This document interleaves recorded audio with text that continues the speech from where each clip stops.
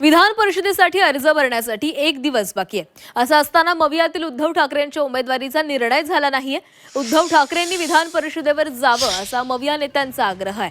मात्र उद्धव ठाकरे निवडणूक लढण्यास इच्छुक नसल्याची माहिती आहे। तर ठाकरेंच्या मनधरणीसाठी शिवसेना उद्धव बाळासाहेब ठाकरे पक्षाच्या नेत्यांकडून प्रयत्न केले जात आहेत।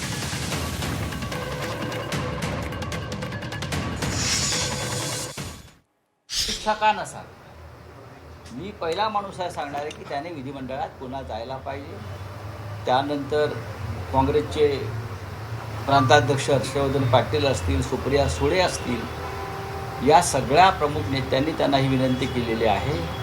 त्यानंतर केंद्रातून काल के.सी. वेणुगोपालजी, रमेश चेन्नीथलाजी जे प्रभारी आहेत महाराष्ट्राचे, त्यांनीसुद्धा अशा प्रकारची भूमिका घेतलेली आहे की माननीय उद्धव ठाकरे यांनी विधिमंडळात जाऊन महाविकास आघाडीचं नेतृत्व करावं अशी भूमिका सगळ्यांची आहे। आमच्या मित्रपक्षांशी अखिल भारतीय काँग्रेस कमिटीच्या कार्यालयातून आमच्या बैठकीनंतर एक संवाद आणि चर्चा करण्यात आलेली आहे आणि या संदर्भामध्ये एक संवाद स्थापित झालेला आहे आणि आज संध्याकाळपर्यंत या संदर्भामध्ये आम्ही या उमेदवारीच्या संदर्भातली स्पष्टता निश्चित येईल। महाविकास आघाडी म्हणून या निवडणुकीला आम्ही सामोरे जात आहोत।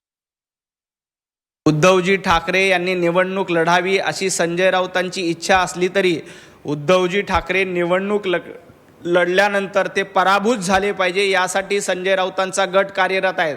संजय राऊतांना असं वाटतं की उद्धवजी ठाकरे हे निवडणूक लढले तर एकनाथजी शिंदे दुसरा उमेदवार देतील आणि उद्धवजी ठाकरेंचा या निवडणुकीमध्ये पराभव होईल।